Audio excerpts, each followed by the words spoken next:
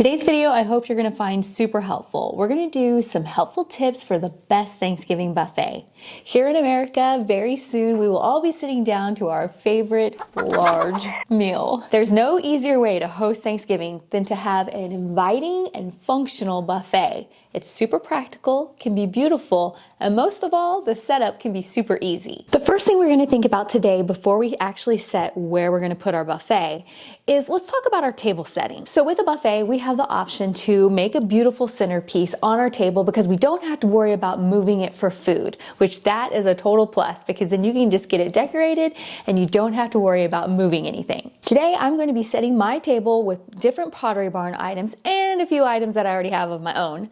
And I'm going to give you some options on cheaper ways to do it through different stores and just some fun DIYs that are really simple that anybody could do. Don't worry, we're not going to get crazy. I will list everything down below if you're interested. This just so happened to be one that I had bought last year that I wanted to use again this year because I felt like it was an investment and I wanted to continue to use it.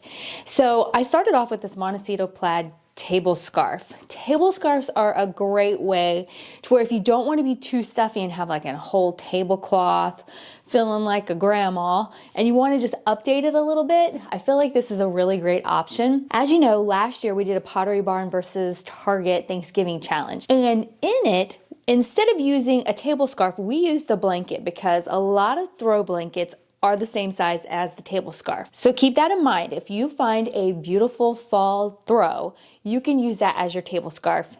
Way less expensive than the ones at Pottery Barn. Something that I highly recommend is heading to your local fabric store. I picked this fabric up at Michael's. Got a couple yards, super inexpensive. Enough to where I can make my own table throw and matching napkins. And the easiest thing about it is you don't have to sew. I don't sew. No, that's not part of my life. I wish it was though, but hey, it's never too late to learn a new hobby. All you have to do in order to clean up the edges after you cut it the size that you want it for your table is use the no-sew hem adhesive. It's super easy. I'll put a link down below of exactly where you can find it. I use it on my curtains. You can use it on your clothes. I used it in the Pottery Barn versus Target Christmas one last year when we made napkins out of tea towels. Super easy. One of the things that you're going to want to remember when setting your table is have varying heights. Obviously, I think candlelight is beautiful. These are my remote control ones that are inside. These were purchased at Pottery Barn and they are on clearance right now. I will tell you that because it's the end of the season. But I just put one of my remote control candles inside there and it just sits in there because you obviously couldn't put a real candle because there wouldn't be enough oxygen. And so you just put those in there and you have your nice little remote control. Oh, I grabbed the remote for the tall ones. Okay, turn those back on. So obviously these are my remote control ones also. I get these off of Amazon. I have shown them many times. Love them. We'll use them forever and ever. Here's the remote for these. This little guy, I didn't have a remote control one small enough for him, so he's just a little click on, click off tea light that I bought. I think I got those at Walmart, but highly recommend these. These are so great. You can just turn them on and off. Beautiful candlelight. Don't put a lot of floral. Just a nice little minimal amount would be great. Keep in mind you want to be able to see the people that are sitting across from you. This one is a little tall, I will admit, but it's see-through, it's clear, so I don't think it's going to be too obtrusive. So keep that in mind. Another thing that I always suggest, somewhere on your table, a pop of black, somewhere. Last year we used the cute little black thankful things that went across our plates. This year, I'm adding in these black taper candle holders. I just feel like if you add a pop of black somewhere in your decor, it just always gives it a little bit of class. Don't forget, you can add in things to help you get the varying heights. Like I'm using this cake stand, and obviously I have different size tapers, and then of course these are different sizes also. So that's helping giving me the effect of the up and down. Okay, now it is time to decide where do you want to set your buffet up? Where is the best, most convenient place for you in your home? Some different options is if you have an island or a bar, those are perfect. If you have a buffet like this, you could set the food across here, depending on how big it is and how much food you're having. I don't think our Thanksgiving can hold the amount of food that we usually have on this little buffet. So something like this would be ideal for an idea that I'm going to show you here in just a little bit. Let's go move into the kitchen and get started setting up the buffet that we're going to do here in my home on my island in the kitchen. I just said that. Let's go. My island makes a great place for a buffet, but there's something you need to remember. Whether you have an island that you can walk around or you just have a bar that you walk in front of, you need to move the chairs out because it's obviously no one is going to be sitting here eating because you're going to have all your food. And these chairs are just going to be cumbersome in order for people to get the food. So move your chairs out of the way. They could be extra seating for your guest. Like I'll move mine and I put them in there in front of my fireplace just to add extra seating in the living room for when we're all visiting. So get these out of the way so we can have a clear path all the way around. So we kind of already made our dining room table where everyone's going to be sitting, the star of the show when you walk in, and it's so beautifully decorated. But we want our buffet to look inviting also. So we don't have to over decorate because there's nothing worse than a bunch of decor in here where people just want to get to the food.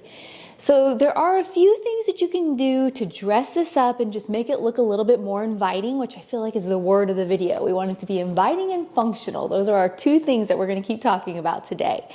So one of the first things you can do, I think what I'm planning to do, is I'm going to run a table runner down the middle. You could also do the table scarf or even a throw in this, but something to just give it a little bit of character, a little bit of dimension, and just bring a little bit extra fall in. So let's get a runner to go down the middle of our buffet. This is a really cool, just gauzy like table scarf that I got off of Amazon. You might be thinking, blue? Why are you doing blue? But I have blue everywhere in my home, and so I'm going to incorporate kind of more of like a blue with orange kind of aesthetic for mine. And so put that down the middle because that's going to define our space. The only place we're going to decorate in this buffet is right here in the center because my bar here is pretty wide. No one's going to be coming all the way in here to get food anyway. So we're going to keep it low. We want to be able to see over it, just like in a dining room. The buffet, we don't want something big and tall and obtrusive. So we're gonna keep it low. Okay, you guys know I'm always doing dough bowl styling, and this is similar to one that we did recently for fall. And so this one is nice and low, incorporates the nice fall colors, and then we can light the candle and that'll give us a little ambiance for our buffet. But honestly, you don't have to overdo it because this is gonna kind of get lost in the shuffle of the food that is going all the way around. I'm gonna go ahead and light my candle before everything gets put around. This is where decisions have to be made that work best for your family. Do you wanna use real plates or do you wanna use like paper plates? Because I guess it's probably gonna depend on the number of people you have. If you're having a large crowd, one, do you wanna use 30 plates and have to wash all those? I doubt it. But, so, next, you need to think about the flow of your buffet table. So for me, right now, I'm just going to let you know, we're not going to worry about utensils. We're not going to worry about napkins. They are not going to be placed on this buffet table. So all you need to have is a place for your plates to go. I suggest in the center. So you know how we did our table runner? At one end or the other is where you want your plates. So for me, people come into my kitchen here. It's easy to grab a plate and begin going around the buffet. So place your plate right here in the center. It's up to you to decide which kind you want to use. Okay, so to have a successful buffet, I want you to do a dry run. I want you to gather all the dishes and serving utensils you intend to use and set them out. Think about like varying heights and shapes. As you can see, I'm using pedestals. And I kept everything a cohesive color. I have chose to use white serving dishes with pops of wood throughout and black serving utensils. It's a great idea to keep little like wooden serving things or other little things. So if people are putting these down, it's not getting it like trashed, but especially for gravy, having an extra thing here with your ladle is just a little bit of a lifesaver, especially if you do have a tablecloth down.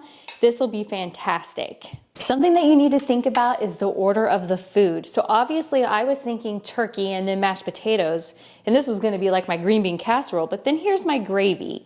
So I feel like I should switch these two because I could do, I could do my turkey and do some green bean casserole, then I can do mashed potatoes, and then the gravy is right next to it. So think about the order of the way that you're placing your food that makes it most convenient and easy for your guests to eat. Now that we have successfully laid out our buffet, we have a great idea of how everything is going to go. There are some items that you're probably wondering about. salt, pepper, butter, different condiments. I have an area that I suggest that you put these. For the most part, I think that those should be placed on the table. I'm going to place my individual salt and pepper shakers in on the table, so that way there's a variety of them around, so people will know that they don't have to get up if they like taste something and like, oh, that needs a little salt. That way they're not salting things if they don't need it just because they don't want to have to come back to the buffet. Now let's go address napkins, drinks, and utensils. Okay, so everyone has just went through your buffet line and now they're heading in here to sit down at the table. So there's a couple different ways that you could do this. So I have, look at this adorable pumpkin. This is the cutest little thing. You can just like, shh, get your little drink. I found this at Michael's and it's on clearance right now. So check it out if you want something cute like this. I think I'm gonna do like, maybe like you could do like an apple, like a spiced apple cider with like floating apples in there. You could do a really cool like fall sangria. Whatever you want to do for your family. You could fill it with water and put cute fruit in there.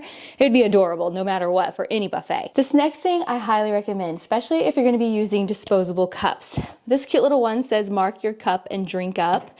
And I got it off Amazon and it comes with a pin, and that way everyone can write their name and cups are not getting lost and everyone knows whose is theirs. And so now we're just flowing through here. Now here's the best part.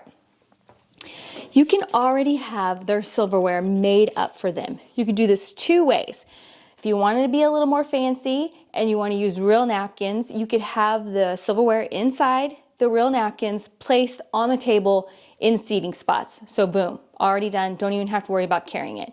If you don't want to wash a bunch of cloth napkins, real silverware, or whatever, they sell these little holders on Amazon. This one says eat, drink, and be thankful. And I went ahead and I put the napkin in there and I put the silverware in there. Now you could use real silverware also. I just happened to put this in here. But so it all depends on what works for your family, of what level of cleaning and, you know, clean up dishes. I mean, if you got someone to do the dishes, go for it. But I'm gonna throw it away. So this is a great way. You could just make a whole bunch of them up, have it stacked in a cute little thing, and then people could get their drink, grab their silverware, and then that way, go sit down. A super easy way. Also, I highly suggest that you have your desserts on a separate table. I'm doing my dry run just like I was doing in there with everything, and I'm all set for my pumpkin pie that I have to have. I always have to have pumpkin pie on Thanksgiving. Let me know in the comments down below, what's your guys' absolute favorite? I love pumpkin pie, but then I love stuffing. Ooh, even better question. Do you call it stuffing or do you call it dressing? I know why they call it stuffing, but a lot of people call it dressing. Let me know which one you guys call it. I know it's going to depend on what part of the country you're from also, but let me know in the comments down below. Now I really want Thanksgiving dinner, like right now. I almost thought about cooking it just to make it, you know, like complete, but that would be a little excessive. So I hope you guys all have a very happy Thanksgiving. We'll see you guys next time. Bye-bye.